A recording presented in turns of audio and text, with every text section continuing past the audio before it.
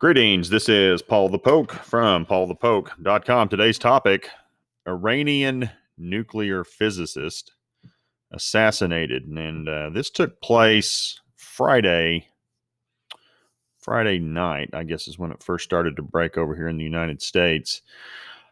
Mohsen Fakhrizadeh, he is Iran's top nuclear physicist, has been killed. Now there are multiple inconclusive reports as to how Fakhrizadeh met his demise. Now, one thing is for sure, the car was destroyed by explosives and was riddled with gunfire, and the incident occurred east of Tehran. Of note, the Daily Mail claims to have intelligence indicating as many as 62 people involved in the plot, including 12 assassins. And this is a picture note of the details as they receive this intelligence. Now, they're not saying who it is, but this is by far the most detailed. Take it or leave it. As to what happened, we'll start with number one. Right here, his convoy of 3 bulletproof cars approaches the roundabout at the entrance to Asbard. Number 2, car bomb in a Nissan pickup is set off, hitting rear car of the convoy. 3, a Hyundai Santa Fe with 4 passengers, 4 motorcycles, and 2 snipers are waiting at the scene. The 12-strong hit squad opens fire after the bomb blast. And number 4, the leader of the group drags Fakhrizadeh from the middle car and executes him. So that's the story according to intelligence received by the Daily Mail. Now, if you want to check this out, click on this link and you can see their detailed report. There are all kinds of things out there. The actual guts of it. I mean, when you look at the pictures, one car is just wasted completely, and the car he was taken from is filled full of bullets.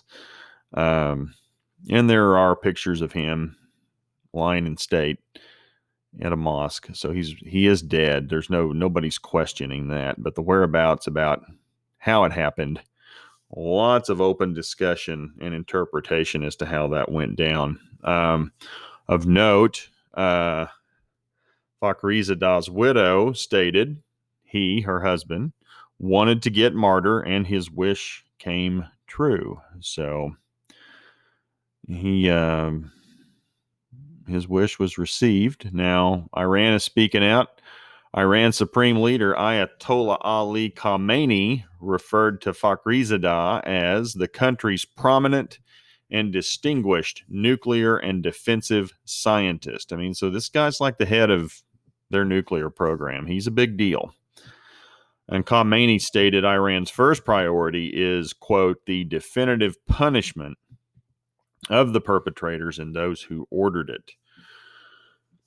And Khamenei carries more weight than the president, Hassan Rouhani, and he's blaming Israel for the assassination. And here's a quote from President Rouhani of Iran.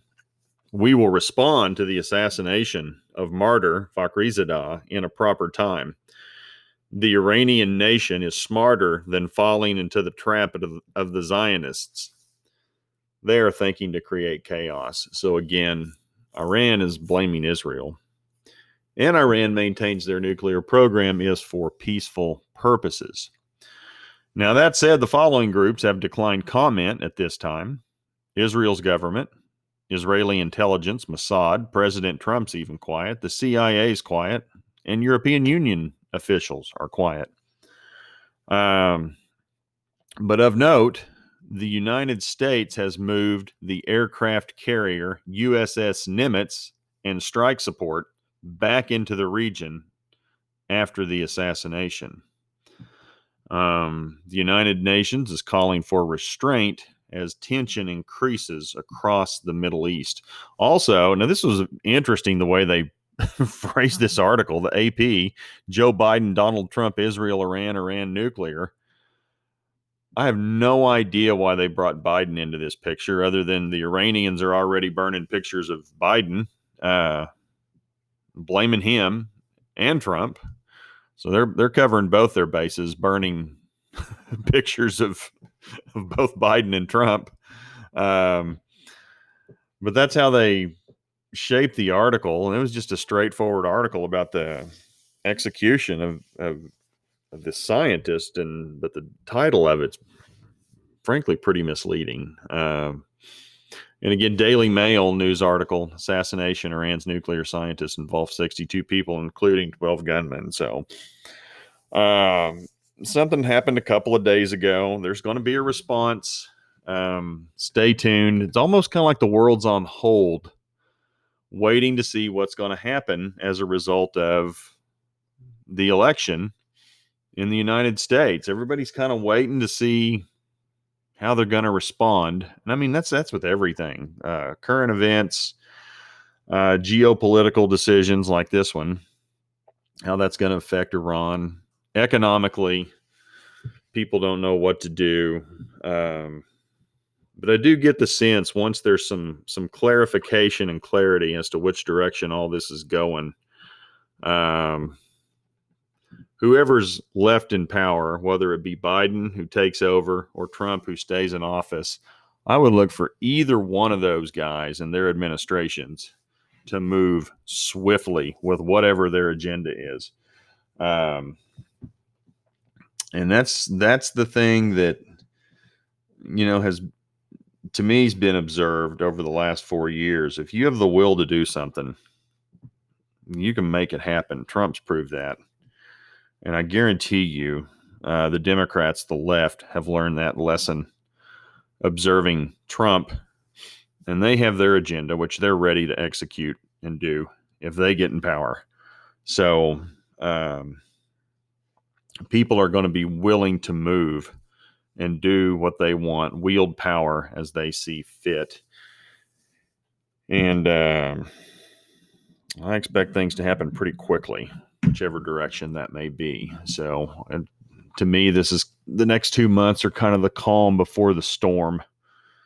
And in regards to the court cases, if you look back in, 2000, when we had George W. Bush and Al Gore and the issues in Florida, that was still, that wasn't resolved until almost the middle of December. So, I mean, there's still going to be another couple of weeks of this stuff, in between the state officials, governments, those folks who are in charge of, appointing delegates or, folks for the electoral college. I mean, there are 2 or 3 different paths that can play itself out with the Constitution and what the Constitution allows as far as who chooses the president. And,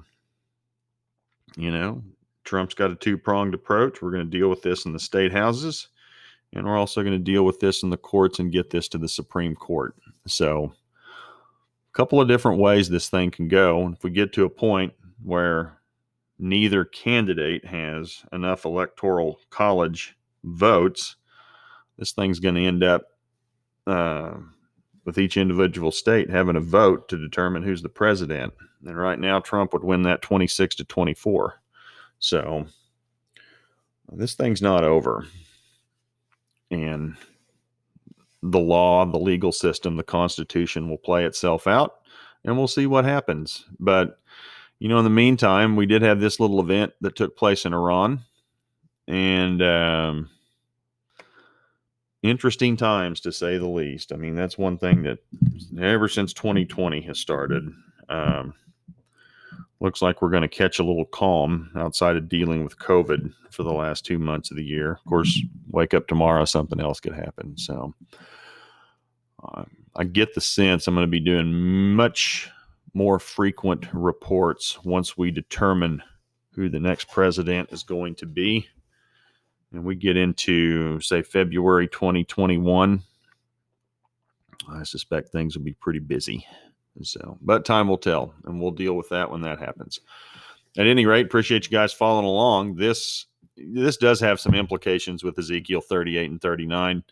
Those of you who are not familiar, Iran joins with Russia and Turkey, as well as some folks in arguably Libya and the Sudan, South Sudan, Ethiopia area to invade Israel.